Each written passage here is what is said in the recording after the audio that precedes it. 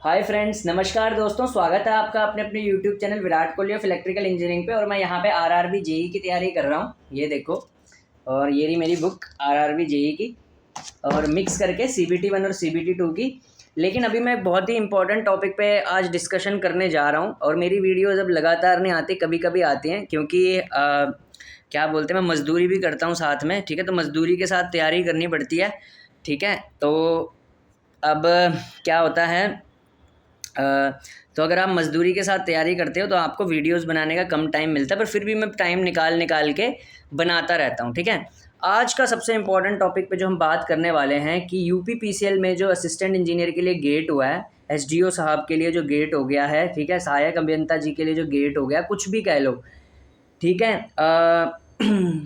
ये सही हुआ या गलत हुआ, ठीक है। सबसे पहले हम एसडीओ के बारे में जान लेते हैं। एसडीओ बिजली बोर्ड महकमे का राजा होता है, ठीक है। It's just like a king, और ये झूठ बात नहीं है, खासकर यूपी स्टेट में। तो यूपी स्टेट में एसडीओ को एज अ किंग लिया जाता है, खासकर डिस्ट्रीब्यूशन में, ठीक है। अभी तक इस राजा को बनने के लिए, ठीक है, अभी तक राजा बनने के लिए कठिन कार्य नहीं था, ठीक है। आप देखेंगे कि राजा बनने के लिए आपको कठिन कार्य इसलिए नहीं था क्योंकि यूपी पीसीएल का जो सहायक अभियंता का पेपर होता था वो खुद से कंडक्ट कराया जाता था। अब दोस्तों, जब सहायक अभियंता का पेपर खुद से कंडक्ट कराया जाता था तो उसका जो लेवल रहता था वो गेट एग्जाम जितना नहीं रहता था। अगर आप सही देखो ना, असिस्टेंट इंजीनियर के जो पेपर होते हैं ना, सही बात बताऊं, उनमें क्या होता है, बच्चा एक बारी गेट से गो थ्रू हो ले, भले ही उसका गेट नहीं भी निकलता ना। असिस्टेंट इंजीनियर एग्जाम्स में क्या चलता है, कुछ किताबें होती हैं एई लेवल की, जैसे ईएससी के previous year question assistant engineer की किताब होगी, ठीक है, यूथ की। और दो तीन किताबें और किसी पब्लिकेशन की ना बीटेक लेवल की लेके, जैसे जेबी गुप्ता वगैरह के लेके बच्चे प्रैक्टिस करते थे।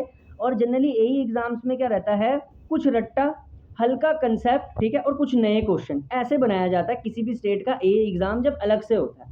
तो जो मीडियोकर लेवल स्टूडेंट होते हैं, एवरेज स्टूडेंट, जिनके गेट में या तो बहुत कम नंबर होते हैं या क्लियर नहीं होता, उनको भी यहाँ मौका मिल जाता है। अब लेकिन सिरदर्दी की बात हो गई है, यदि गेट का स्कोर लिया जाता है एसडीओ बनाने के लिए या सहायक अभियंता बनाने के लिए या बिजली बोर्ड महकमे का राजा बनाने के लिए, ठीक है, तो बिजली बोर्ड महकमे का राजा बनना अब एवरेज स्टूडेंट के लिए मुश्किल हो गया है। ये नहीं हो रखा कि सबके लिए मुश्किल हो गया है, सिर्फ मैंने क्या बोला, एवरेज स्टूडेंट। और गेट होना सबसे गलत बात मुझे लगी है। विद्युत सेवा आयोग ने जो गेट का एग्ज़ाम कर दिया है, करा तो नहीं है अभी, इसके आगे सवाल उठने शुरू हो गए हैं, ठीक है। अभी नहीं किया, अभी सिर्फ नोटिस दिया है अखबार में और बोल दिया है कि भैया तुम इसमें बैठ जाना 25 में, ठीक है, ठीक है। और अभी क्या होने वाला है, क्या होगा, इसके बारे में भी थोड़ी सी जानकारी दे देता हूँ कि क्या हो सकता है, गेट ही रह सकता है या नहीं, ठीक है। तो अब मैं इसके खिलाफ हूँ या सही हूँ, तो मैं यार एक बात कहना चाहता हूँ कि देखो, असिस्टेंट इंजीनियर के लिए, सहायक अभियंता के लिए और एसडीओ साहब के लिए यूपी पीसीएल एक मात्र विकल्प था। जो लड़के मीडियोकर होते थे और एसडीओ बनने का सपना देखते थे कोर इलेक्ट्रिकल डिपार्टमेंट में, उनके लिए अब उनके लिए एक विकल्प खत्म हो जाएगा। ये हो जाएगा विकल्प इन द सेंस कि यार मान लो अगर गेट का, जैसे गेट स्कोर से पावर ग्रिड में भी रिक्रूटमेंट होती है, एनटीपीसी में भी होती है, ठीक है, और किस में होती है, एनएचपीसी में भी रिक्रूटमेंट होती है। ये सब महारत्ना कंपनीज़ हैं भारत सरकार की, किस में, सेंट्रल गवर्नमेंट में, ठीक है। ये जब गेट स्कोर पे हायर करती हैं तो इन्हीं की नकल करने की कोशिश करी जा रही है। लेकिन भाई ये नहीं समझ रहे कि गेट स्कोर जो होता है, चलो सेंटर महारत्न कंपनी में मानते हैं कि उन्होंने कर लिया, ठीक है, लेकिन स्टेटों में जब भी गेट स्कोर लिया जाता है ना, इससे प्रॉब्लम क्या होती है, इससे प्रॉब्लम सबसे ज़्यादा ये होती है कि गेट एक ऑल इंडिया लेवल का एग्ज़ाम है, ठीक है। अब क्या होता था, जब यूपी में असिस्टेंट इंजीनियर का एग्ज़ाम, एसडीओ साहब का एग्ज़ाम अलग से लिया जाता था ना, तो इसमें ज़्यादा कैंडिडेट्स यूपी के होते थे और अदर स्टेट के बहुत कम होते थे। जैसे बंगाल का लड़का कभी भी यूपी पीसीएल ए ही देने नहीं आएगा, या झारखंड का लड़का भी यूपी पीसीएल ए ही देने नहीं आएगा, साउथ का भी नहीं देने आएगा, गुजरात का भी नहीं देने आता यूपी पीसीएल ए। क्यों? क्योंकि उनको उतनी दूर से यहाँ आने में खर्चा भी बहुत ज़्यादा लगता है, और इतनी दूर से वो ए बनने आते भी नहीं है कि यार इतनी दूर ए बनने कौन आएगा, ठीक है। क्यों? क्योंकि फिर एग्ज़ाम देने भी दूर आना पड़ेगा ये। लेकिन यदि यूपी पीसीएल ए गेट से हो जाता है तो फिर तो गेट के जो सेंटर होते हैं वो तो अपनी सिटी में ही पड़ जाते हैं। तो क्वालिफाई करने के बाद बंदा सिर्फ स्कोर जमा कराता है, ठीक है। तो अब क्या होगा, जैसे कोई गुजरात का लड़का है और उसको कहीं नौकरी नहीं मिल रही, उसका गेट में स्कोर हाई है, ठीक है, लेकिन यूपीपीसीएल में वैकेंसी आएगी, खट से अप्लाई कर देगा और सीट ले जाएगा यहाँ की। ये नहीं लोगों को समझ में आ रही, और ये बिल्कुल सही फैक्ट है, और इसको आप देख सकते हैं कि मैं सही बात बोल रहा हूँ बिल्कुल, ठीक है। बात मैंने बिल्कुल गलत नहीं बोली, अगर थोड़ी सी भी अक्ल हो आपके अंदर, थोड़ा सा भी आप समझें, तो क्या बोला है मैंने कि जैसे फॉर एग्जांपल कोई बंगाल का लड़का है, यूपीपीसीएल का सेपरेट एग्जाम हुआ, तो बंगाल का लड़का यूपीपीसीएल देने नहीं आता, वो वहीं अप्लाई कर लेता है, ठीक है, कि चल छोड़ यार, अब इतनी दूर बंगाल से ट्रैवल करके यही बनने गया मैं, और अगर नहीं निकलता तो खर्चा भी होगा, ये भी होगा। लेकिन भाई जब गेट का एग्जाम होता है तो बंगाल में भी गेट का सेंटर होता है, वो वहीं से गेट निकाल देगा। अगर उसका हाई स्कोर आ गया और मान लो बंगाल में वो गेट से सेलेक्ट ना हुआ, तो वो यूपी में डाल देगा फॉर्म, फिर तो उसको सिर्फ ज्वाइनिंग के लिए आना है। तो भाई तो यही लगभग अगर गेट हो जाता है तो सपना चकनाचूर है। और सपना तब आप फुलफिल कर सकते हो यदि यूपीपीसीएल की तैयारी करने वाले लड़के बहुत अच्छा गेट स्कोर ले आएँ कि जो दूसरा अप्लाई करने वाला है उससे ज़्यादा ले आएँ, ठीक है।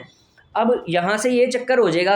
अब ये अपनी तरफ से तो बड़ा चिल्ला रहे हैं जी फेयर सिलेक्शन के लिए, क्या फेयर सिलेक्शन, तो अभी तक जो विद्युत सेवा आयोग करा रहा था वो फेयर नहीं था क्या? इतना मस्त तो करा रहा था, ठीक है ना, इतना मस्त पेपर करा रहा था वो, ठीक है। वैसे असिस्टेंट इंजीनियर के जो एग्ज़ाम होते हैं ये डंगरों वाले ही होते हैं, ठीक है, डंगरों वाले इन द सेंस कुछ किताब से होते हैं, कुछ नए क्वेश्चन होते हैं, कुछ ईएससी के होते हैं, ठीक है। लेकिन गेट डंगरों वाला एग्जाम नहीं है, अब ये हो जाता है, ठीक है। डंगरों वाला एग्जाम वो होता है जिसमें रट्टा भी चलता है, कंसेप्ट भी, जैसे जेई के एग्जाम, ठीक है, डंगरों वाले हो गए, ठीक है।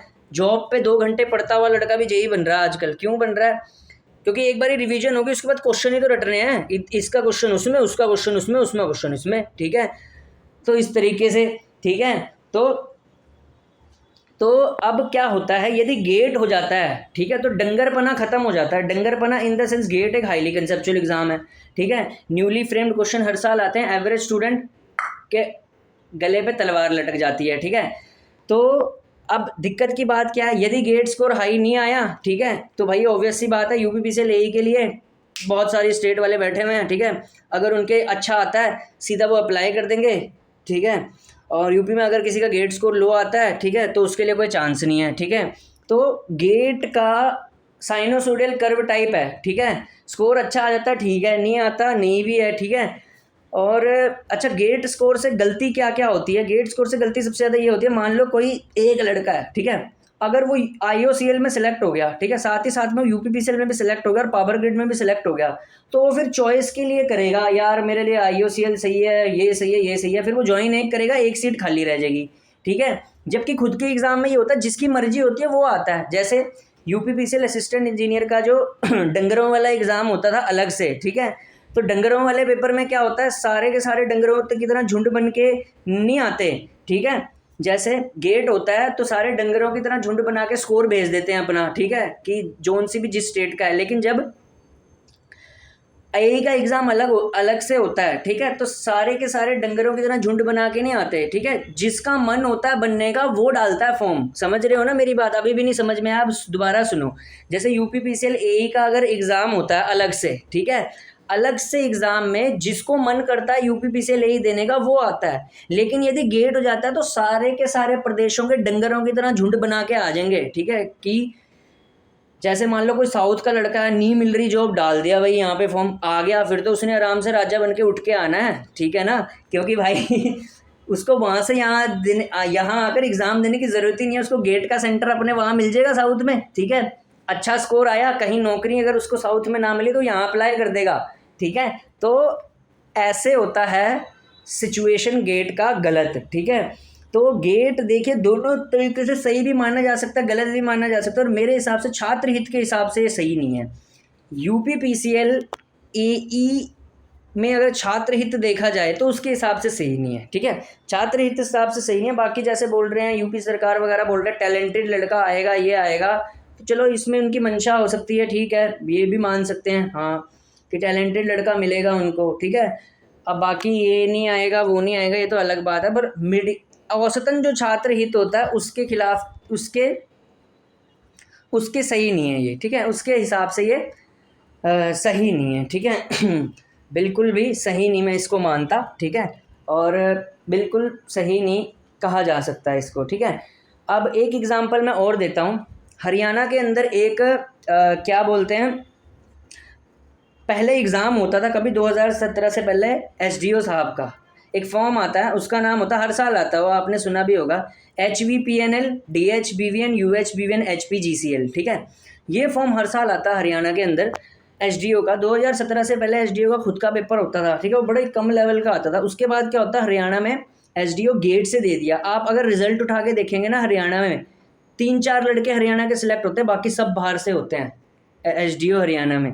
जैसे कोई गुजरात से, कोई बंगाल से, कोई बिहार से, तो इस तरीके से होता है, ठीक है। जब गेट स्कोर आ जाता है, गेट स्कोर में फिर आपने ऑल इंडिया को तवज्जो दे दी ना पूरी।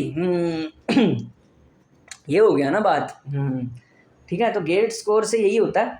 तो गेट स्कोर जो है वो मेरे हिसाब से तो नहीं माना जाना चाहिए। बाकी भैया अपनी अपनी मर्जी होती है, कहीं तो मेरे पे ही फुल्ट बोलने लग जाएंगे, नहीं भाई गेट स्कोर तो बहुत बढ़िया है, टैलेंटेड बंदा मिलेगा। अबे टैलेंटेड का क्या फ़ायदा जब नौकरी नहीं मिलेगी तुम्हारे को तो।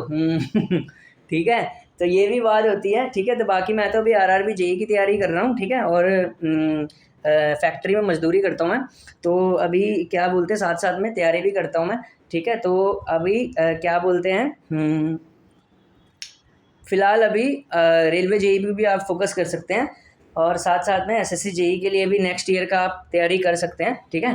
तो बाकी यही है। और यूपी पीसीएल जेई का क्या होएगा, तो यूपी पीसीएल जेई का भाई इस तरीके से है कि यदि अब जिस तरह ये गेट को देने जा रहे हैं, तो यही है, उत्तर प्रदेश सुस्त सेवा आयोग को चला जाएगा फॉर्म। अब उत्तर प्रदेश सुस्त सेवा आयोग को फॉर्म चला गया तो भैया फिर तो डंगरपना पक्का होएगा, खतरनाक वाला। यूपी ट्रिपल एससी डंगरों से भी स्लो चलता है भाई। रास्ते में चलते हुए डंगर तो फिर गुस्सैल में आके तेज स्पीड बढ़ा देते हैं। यूपी ट्रिपल एससी का बहुत बुरा हाल है भाई। यूपी ट्रिपल एससी का बहुत बुरा हाल है। एक भर्ती पे ही 2-2 3-3 साल लगा देता है, ठीक है। और ये कह रहे हैं, एक तो भाई इनका मेरे को ना ये यूपीपीसीएल वालों का कुछ हिसाब किताब समझ में नहीं आया। एक तरफ ये कहते हैं हमें जल्दी रिक्रूटमेंट करानी है तो इसलिए हम यूपी ट्रिपल एससी को दे रहे हैं, पर अगर जल्दी रिक्रूटमेंट करवानी है तो वो तो ये खुद ही करवा लेते हैं। ये फिर यूपी ट्रिपल एससी तो और देर लगा देगा, ठीक है। दूसरी चीज़, अब जैसे कि पीएसयू की नकल करी जा रही है यूपीपीसीएल में पीएसयू की नकल कैसे, महारत्न पीएसयूज लेते हैं गेट से, ठीक है, महारत्न पीएसयूज लेते हैं गेट से क्या बोलते हैं एसडीओ को, ठीक है। हालांकि एसडीओ नहीं होता महारत्न पीएसयूज में, मैं बात भी बता दूं, एसडीओ सिर्फ बिजली बोर्ड में होता है, एसडीओ सिर्फ यूपीपीसीएल का होता है। क्यों, यूपीपीसीएल का जो एसडीओ होता है वो पूरा इंचार्ज होता है सब डिवीज़न का। महारत्न कंपनी में तो गेट क्लियर करने के बाद भी शिफ्टों में बांट देते हैं, ठीक है। तो एक तरीके से राजा की पोस्ट है यार, और ये जा रही है एक तरीके से बच्चों के हाथ से अगर गेट हो जाता है तो, ठीक है ना। तो ये है चक्कर, ठीक है। तो अब समझिए ज़रा यहाँ से, अब अगर तो UP PCL UP triple SC को चला जाता है जेई और टीजी2 पद पे, तो भैया फिर आप आरआरबी जेई पे फोकस ज़्यादा करें, यूपी पीसीएल को छोड़ दें, ठीक है। अगर ये चला जाता है यूपी ट्रिपल एससी को, तो देखो आरआरबी जेई और पेट का CBT1 और पेट का सिलेबस लगभग सेम है। हिंदी आपको और इंग्लिश आपको थोड़ी 5 नंबर के लिए एक्स्ट्रा पढ़नी पड़ेगी। यदि चला जाता है, इन केस बिल्कुल ही मैं एग्जांपल ले रहा हूँ, चला जाता है तो आपको ये तैयारी काम आ जाएगी पेट देने में, ठीक है। CBT1 की तैयारी काम आ जाएगी पेट देने में, बस आपको हिंदी पढ़नी पड़ेगी, ठीक है, और साथ साथ में इंग्लिश पढ़नी पड़ेगी थोड़ी सी, बाकी सब वही है। जीके आप आरआरबी जेई के लिए पढ़ रहे हो, जीके वहाँ पे भी उसके लिए पढ़ोगे, तो निकम्मापन सेम है। पेट और CBT1 सेम है आरआरबी जेई का, बस वहाँ पे इंग्लिश और हिंदी 2 एक्स्ट्रा सब्जेक्ट पढ़ने पड़ेंगे यदि इनकेस हो जाता है। अभी मैं नहीं चाहता ये होए, मैं बिल्कुल नहीं चाहता, कोई छात्र नहीं चाहता कि UP PCL UP triple SC को चला जाए, क्योंकि यूपी ट्रिपल एससी में चला गया तो आपका यूपी पीसीएल का एग्ज़ाम एक 2 स्टेज प्रोसीजर एग्ज़ाम हो जाएगा, ठीक है। पहले पैट दो, फिर पैट भी क्वालिफाई होता है तो जाओगे आप सेकंड में, ठीक है। पर यद्यपि अभी चला गया तो मैं तो भैया सीधी सी अभी बात बोल रहा हूँ कि यू शुड फोकस, जो जेई वाले लड़के हैं वो सारे अपने दिमाग से अभी खोपड़ी से सब कुछ हटा दें, रेलवे जेई पे ही फोकस करें, ठीक है।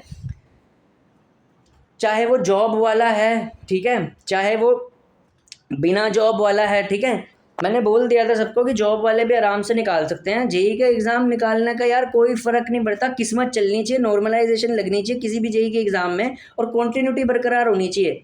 ठीक है, एक लड़का कह रहा था मेरे को जॉब के साथ टाइम नहीं मिलता। अबे जॉब के साथ बीच बीच में निकाल लेना, तू देख के भी जाएगा ना थोड़े थोड़े क्वेश्चन। ठीक है, हो जाएगा, बस किसी भी तरीके से 70 स्कोर की कोशिश कर ले। ठीक है, मतलब कंटेंट ऐसा डिज़ाइन कर अपना, जो जॉब वाले हैं वो इस तरीके से कंटेंट डिज़ाइन कर लें उनके 70 तक स्कोर आ जाए CBT 1 में। ठीक है, बाकी जो नॉर्मलाइजेशन के बाद कट पिट के होगा वो अलग हो जाएगा। ठीक है, तो बस आपको सिर्फ स्कोर पे ध्यान देना है। जेई एग्ज़ाम में पढ़ने पे ध्यान नहीं होता, क्वेश्चन इस तरीके से लगाने हैं कि स्कोर आए आपका उस तरीके से।